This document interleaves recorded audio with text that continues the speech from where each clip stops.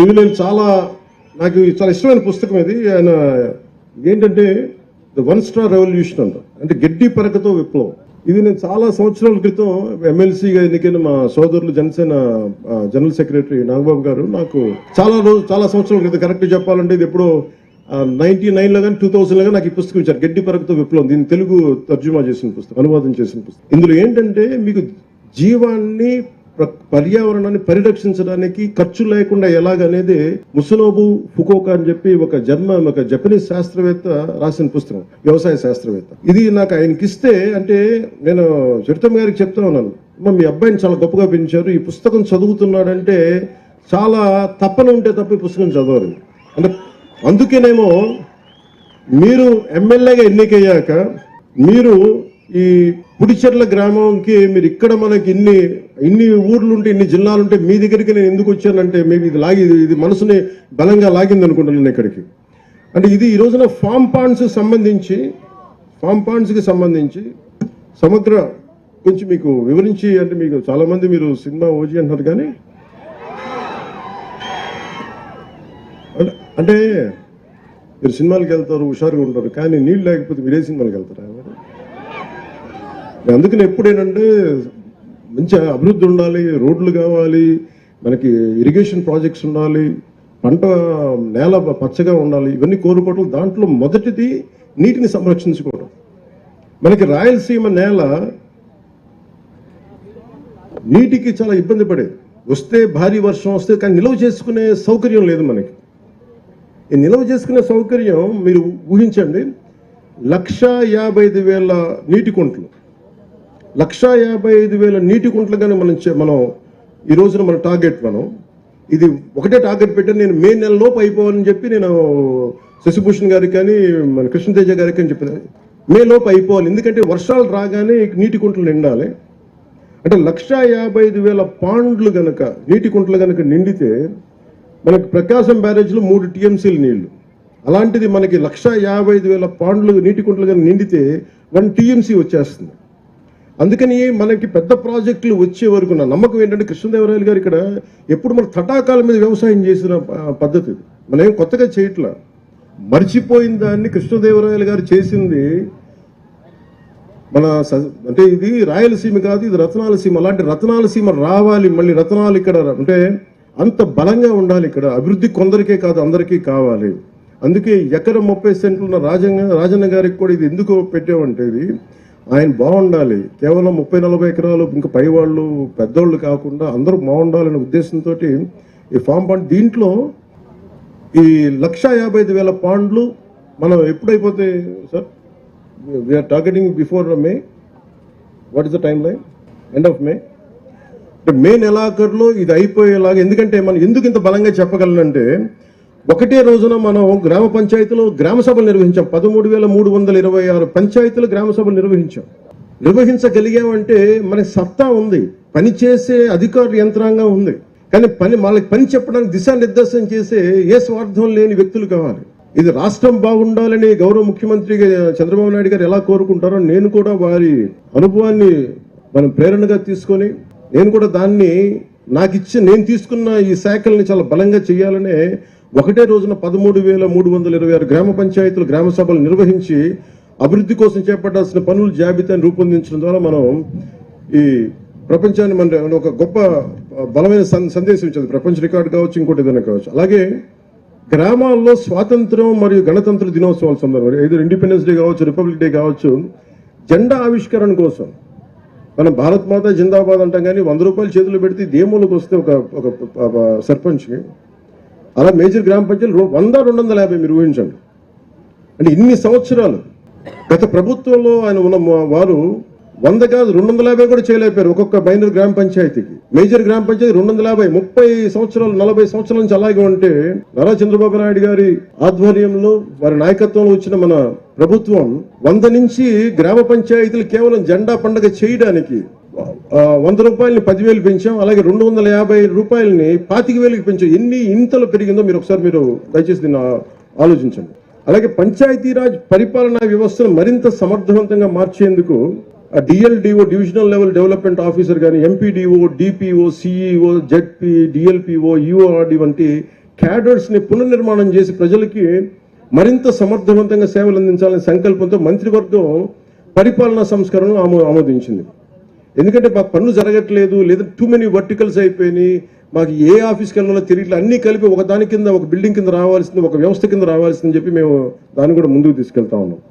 అలాగే మహాత్మా గాంధీ జాతీయ ఉపాధి హామీ పథకం గ్రామీణ ప్రజల జీవితాన్ని మెరుగుపరిచేందుకు ఎందుకంటే మనకు 70% గ్రామాలు మన రాష్ట్రంలో 57.92 లక్షల కుటుంబాలకు చెందిన 97.44 లక్షల మంది ఉపాధి కూలీలకి వారి స్వగ్రామాల్లోనే, సొంత గ్రామాల్లోనే ఉపాధి కల్పించగలిగాం. ఇప్పటి వరకు 23.52 కోట్ల పనితీలను అందించడంతో పాటు 4.27 లక్షల కుటుంబాలకి 100 రోజులు పనిచేసే అవకాశం కల్పించాం. ఈ పథకం కింద ఇప్పటి వరకు 9,597 కోట్లు ఖర్చు చేశాం. అందులో 6,009 కోట్ల కూలీల కష్టానికి, వారి శ్రమకి నేరుగా అందించగా 3,588 కోట్లు మెటీరియల్ కోసం, అది కంకర కావచ్చు, మిగతా వస్తువుల కోసం. ప్రజలకి ఉపాధి, ఆర్థిక స్థిరత్వం కల్పించడంతో పాటు మా నారా చంద్రబాబు గారి నాయకత్వంలోని ఎన్డీఏ కూటమి ప్రభుత్వం ఎప్పుడూ ఒక ముందడిగే ఉంటుంది తప్ప వెనకడికి వేరు. గత ప్రభుత్వ హయాంలో 5 ఏళ్లలో 4,276 కిలోమీటర్ల సీసీ రోడ్లు నిర్మించాం. గత ప్రభుత్వంలో 4,000 పైచిలుకు రోడ్లు మటుకు నిర్మించారు 5 సంవత్సరాలు. కానీ ప్రభుత్వం, ఎన్డీఏ కూటమి ప్రభుత్వం రాగానే 8 నెలల్లోనే గ్రామీణ రహదారి అభివృద్ధిలో దాదాపు 4,000 కిలోమీటర్ల రోడ్లని నిర్మించగలిగాం. ఆల్మోస్ట్ పూర్తవబోతున్నాయి. 1,600 కోట్ల వ్యయంతో నిర్మించి మనకి ఈరోజు రోడ్లు పడ్డాయి. మన కర్నూలు జిల్లా నెంబర్ 1లో ఉంది సీసీ రోడ్లు అంటే. దానికి కారణం మన నాయకత్వ పట్టిమ, అలాగే అధికారుల తాలూకు కెపాసిటీ. కొండ ప్రాంతాల్లో రహదారులు లేకపోతే అసలు డోలీల మీద ఆధారపడే పరిస్థితుల నుంచి ఈరోజు డోలీల ద్వారానే పేషెంట్ ఇబ్బందులు పడితే అలాంటి గ్రామాలకు కూడా గౌరవనీయ ప్రధానమంత్రి శ్రీ నరేంద్ర మోదీ గారి నాయకత్వంలో కేంద్ర ప్రభుత్వం ప్రధానమంత్రి జన్మన్ పథకం కింద ప్రధానమంత్రి జన్జాతి ఆదివాసీ న్యాయ్ మహా అభియాన్ అనే ప్రతిష్టాత్మక కార్యక్రమాన్ని ప్రారంభించింది. ఆ పథకం ద్వారా 100 మందికి పైగా గిరిజనులు నివసిస్తున్న ప్రాంతాల్లో అవసరమైన మౌలిక వస్తువులను అభివృద్ధి చేసే వారికి అభ్యున్నతికి మనం ముందుకు సహాయపడుతున్నాం. ఈ పథకం కింద గిరిజన గ్రామాల్లో 612 పైచిలుకు కిలోమీటర్ల పొడవుతో 239 అనుసంధానం లేని గ్రామాలకి రహదారి సౌకర్యం కల్పించేందుకు 206 పనులు మంజూరు చేశాం.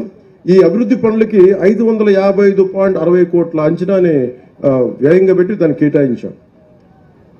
అదనంగా గిరిజన గ్రామాల్లో విద్యుత్, తాగునీరు, ఆరోగ్య కేంద్రాలు, స్కూళ్లు, కమ్యూనిటీ హాళ్లు వంటి మౌలిక వస్తువులను అభివృద్ధి చేయడానికి ప్రభుత్వం నిధులు కేటాయించింది. అలాగే ప్రధానమంత్రి గ్రామ్ సడక్ యోజన అంటే గిరిజన గ్రామాల్లో రహదారి నిర్మాణానికి నిధులను కేటాయించాం. ఆ పథకాల ద్వారా కొండ ప్రాంతాలు 250 మందికి పైగా ఉన్న జనాభా ఉన్న గ్రామాలకి, అలాగే సాదా ప్రాంతాల్లో 500 మందికి పైగా జనాభా ఉన్న ప్రాంతాలకు రోడ్లు నిర్మించేందుకు చర్యలు తీసుకుంటున్నాం. ఇప్పటి వరకు 210 కిలోమీటర్ల రహదారులు పూర్తయ్యాయి. దీనికి మీరు చప్పట్లు కొట్టచ్చు, ఇల్లు వేయచ్చు. దానికి 239 కోట్లు వ్యయం అయింది. ఇప్పుడు మనం ఈ పథకం కింద చెప్తాం ఇంటిగ్రేటెడ్. ఇప్పుడు ఇది ఫామ్ పాండ్స్, ఎందుకంటే మేము ఇందాక మీకు చెప్పినట్టుగా 1 TMC 1000 million cubic feet 1 million cubic feet నీటి నిల్వ చేసేందుకు వీలు ఉంటుంది. ఇది ప్రకాశం బ్యారేజ్ మొత్తం 3 TMC ఇందాక చెప్పినట్టుగా నీటి నిల్వ అయితే ఇది దాదాపు దాంట్లో 3వ వంతు. ఇది ఈ రైతులకు నిరంతరం నీటి అందుబాటులో ఉంటుంది. రైతన్నల సంక్షేమం కోసం గ్రామీణ అభివృద్ధిని దృష్టిలో పెట్టుకుని మహాత్మా గాంధీ జాతీయ గ్రామీణ ఉపాధి హామీ పథకం కింద ఈ ఫామ్ పాండ్స్ చేపట్టాం. ఈ ప్రాజెక్టు ద్వారా రైతులు నీటిని నిల్వ ఉంచుకొని భూగర్భ జలాలని పెంచుకోవడంతో పాటు పంట పొలాలకి నిరంతరంగా నీటి వనరులను అందించుకోవచ్చు. అంటే దీనికి మీరు చూస్తే అనంతపూర్లో ఒక మంచి ప్రైవేట్ ఇనిషియేటివ్ ప్రైవేట్ వ్యక్తులు చాలా మంది చేశారు. టింబక్టు ఇనిషియేటివ్ అని. ఉదాహరణకి మీరు ఇజ్రాయెల్ పోతే ఇజ్రాయెల్ నేల ఇంతకంటే ఇంకా అసలు ఎండిపోయి ఉంటుంది, ఇంత పచ్చదనం కూడా ఉండదు. అలాంటి చోట రివర్ జోర్డాన్ ఒక్క నది ఉంటే ప్రపంచానికే నదులు లేని, ఎక్కువ జీవనదులు లేని ఒకే ఒక జీవనది ఉన్న ఆ ఇజ్రాయెల్ దేశం ప్రపంచానికే డ్రిప్ ఇరిగేషన్ టెక్నాలజీ ఇచ్చింది. ఎప్పుడైతే మనకి నీటి సౌకర్యం ఉండదో, ఎక్కువ మన కష్టం ఉంటుందో, దాన్ని మనం ఎక్కువ మన శ్రమపడి వాళ్ళ తెలివితేటలు పెంపొందించుకొని మన ప్రపంచానికే మనకి డ్రిప్ ఇరిగేషన్ అందించారు ఇజ్రాయలీస్. సో అంటే మనకి మనసు పెడితే ఏదైనా సాధించవచ్చు అనేది మనం దాన్ని పెట్టుకోవచ్చు. అందుకే ఈరోజు 1,55,000 పాండ్లు గనక ఈ కుంటలు, నీటి కుంటలు నిజంగా సద్వినియోగం చేసుకోగలిగితే పెద్ద ప్రాజెక్టులు వచ్చే వరకు మన రాయలసీమ నేలకి ఇవన్నీ చాలా చాలా సహాయపడతాయి. అలాగే నేను ప్రత్యేకించి చెప్పింది ఏంటంటే, ఇది ముస్నోబా ఫుకోకా ఇందాక మన చైతన్య గారి అబ్బాయి చెప్పినట్టుగా నిజంగా కనుక ఫామ్ పాండ్ల చుట్టూ, ఎందుకంటే నేను ఈ నీటి గుంటలు నేను నా ఇంట్లో నా ఫామ్లో చేసుకున్నాను ఒకప్పుడు. ఈ ప్రాజెక్ట్ ద్వారా రైతులు నీటిని నిల్వ చేసుకోవడం, భూగర్భ జిల్లాలను పెంచుకోవడంతో పాటు పంట పొలాలకి నిరంతరంగా నీటి అందించడంతో పాటు ఫామ్ పాండ్స్ చుట్టూ అరటి కానీ, నిమ్మ కానీ, దానిమ్మ కానీ, జామ, కరివేపాకు లాంటి మొక్కలను పెంచితే రైతులకి ఒక ఆదాయం కూడా ఉంటుంది, దీర్ఘకాలిక ఆదాయం ఉంటుంది. అదే నీటిలో కూడా చిన్నపాటి చేపలు పెంచుకోవచ్చు సహజంగా. అలాగే బాతుల పెంపకానికి, ఈ బాతుల పెంపకం వల్ల ఏం జరుగుతుంది, నీరు ఎప్పుడు పరిశుభ్రంగా ఉంటుంది, ఇప్పుడు దోమలు ఉండటానికి అంటే క్రిమి కీటకాలు పెరగవు. అందువల్ల బాతుల పెంపకం ఒకటి సహాయపడుతుంది. వ్యవసాయానికి ఇది మరింత ఉపయోగపరంగా ఉంటుంది. ఈ నీటి నాణ్యత మెరుగుపరచడంతో పాటు నీటి వనరుల నిర్వహణ కూడా సమర్థవంతంగా మార్చి వ్యవసాయ అభివృద్ధికి దోహదపడుతుంది. అలాగే దీంతో పాటు మేము 3 రకాల, మీకు కలెక్టర్ గారు కానీ డిస్ట్రిక్ట్ అడ్మినిస్ట్రేషన్ కానీ ప్రతి రైతాంగానికి ఇస్తారు. ఈ సమగ్ర వ్యవస్థలో ఫామ్ పాండ్స్ చుట్టూ 3 రకాలు తయారు చేసాం. దీన్ని మీ కలెక్టర్ గారు తెలియజేస్తారు. ఇది మీకు డీటెయిల్ చెప్పి మీకు నాకు ఇంకొక సందర్భంలో అందజేస్తాం. ఈ ఫామ్ పాండ్ చుట్టూ ఒకటి చిన్నపాటి కోళ్ల పెంపకం కావచ్చు, ఆవుల కోసం గోకులాలు కావచ్చు. మనం దాదాపు 18,500 గోకులాలని మనం ప్రారంభించాం, చేసేసాం. అలాగే షెడ్లను ఏర్పాటు చేయడం ద్వారా రైతులకు ఆదాయాన్ని పెంచే విధంగా ఈ మోడల్ రూపుదిద్దుకుంది. ఇది పాలేకర్ మెథడ్ ఆఫ్ మన వ్యవసాయ పద్ధతుల ద్వారా ఇవన్నీ పనిచేస్తాయి. అందుకని దాని ప్రకారం పశుపోషణ అనేది చాలా అవసరం. ఈ పశుపోషణ షెడ్లో భాగంలో సోలార్ ప్యానెల్ని అమర్చుకోవచ్చు. సహజ ఎరువులు, గోమూత్రం, గోమయం సహజ ఎరువులుగా ఉపయోగించవచ్చు. వ్యవసాయ ఖర్చులను తగ్గించుకోవచ్చు. ఈ రాళ్లతో ఉన్న నేల నిజంగా జీవం పెరగాలి అంటే మనకి మన గోమాత ద్వారా వచ్చే ఈ గోమూత్రం కావచ్చు, గోమయం కావచ్చు, నిజంగా దాన్ని సారం పెంచుద్ది భూమిలో. అందుకే దీనికి అనుసంధానం చేశాం. మనం కామధేను అంటాం కదా, ఆవుల ద్వారా పాల ఉత్పత్తితో పాటు గోమయం సహజ ఎరువుగా ఉపయోగించడం వల్ల భూసారం ఇందాక చెప్పినట్టు పెరుగుతుంది. దీనివల్ల పంట దిగుబడి పెరుగుతుంది. నేను ఓజీలో ఉండే యాక్టర్లో మాట్లాడచ్చు, సగటు రైతులా మాట్లాడుతున్నాం. భూమి మీద ఉన్న ప్రేమ ఉన్నోడు ఇలాగే మాట్లాడతారు. సో పాల ఉత్పత్తితో పాటు తోటల పెంపకం, చేపలు, కూరగాయల ఉత్పత్తి వంటి వివిధ ఆదాయ మార్గాలతో రైతులకి ఒక వ్యవస్థలో ఎక్కువ లాభం పొందేలా ప్రణాళికని రూపొందించాం. ఈ ప్రాజెక్టు వల్ల నీటి వనరులు పెరిగి వ్యవసాయాన్ని మెరుగుపరిచే అవకాశం ఉంది. ముఖ్యంగా గ్రామీణ యువతకి మనం ఉపాధి అవకాశాలు లేవు నేను ఎప్పుడు వెయిట్ చేయలే. నాలాంటి వాడికి నేను కష్టపడి నేనేమనుకునేవాడు, నా పెద్ద ఉద్యోగం, నాకు ఉపాధి లేనప్పుడు సినిమాలో నాకు ఎవరు ఇవ్వలేదు అవకాశాలు. నేను మా ఇంట్లో చెప్పా, మీరు నాకు ఇస్తే నాకు చెప్పండి, నాకు చేయకపోతే నన్ను వదిలేసి నేను వెళ్ళి ఏ ఉద్యాన శాఖలు చిన్నపాటి ఒక ఉద్యానాన్ని పనిచేస్తాను, ఒక నర్సరీలో పనిచేస్తాను, కాయ కష్టం మీద పనిచేస్తాను. ఆ మైండ్ ఆ మానసికంగా సంసిద్ధత ఉన్నవాడిని. అండ్ ఎందుకంటే మీరు పని చెయ్యాలి అని కోరికున్నవాడికి, నిజంగా బద్ధకం అనేది లేని వాడికి మనకి లక్ష్మీదేవి ఉంటుంది తప్ప పక్కన, నిజంగా పని చేయలేదు అనుకున్నవాడికి కష్టాలు ఉంటాయి తప్ప పని చేద్దాం అనుకున్నవాడికి ఎప్పుడు కూడా ఏది ఎదురు కాదు.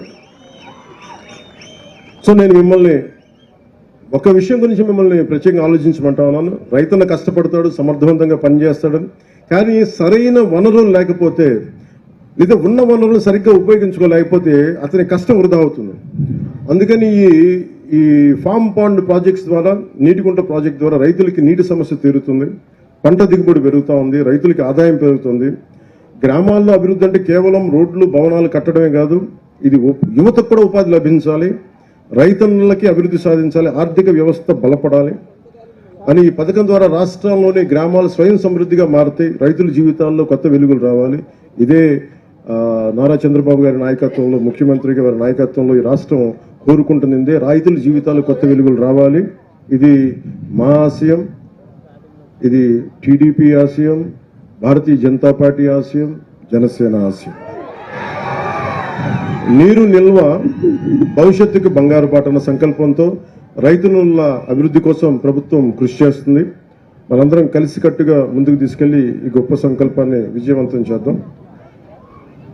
ఒక్క నిమిషం, మీ మాటలన్నీ వినిపిస్తాయి చెప్తాను.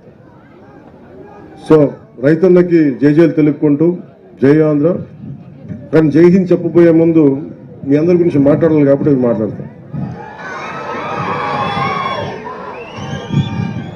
అంటే దారిలో వస్తూ ఉంటే ఇందాక అక్కడున్న ఎంపీడీఓలు మాకున్న సమస్యలు నా దృష్టికి తీసుకొచ్చారు. Group 1 MPDOs.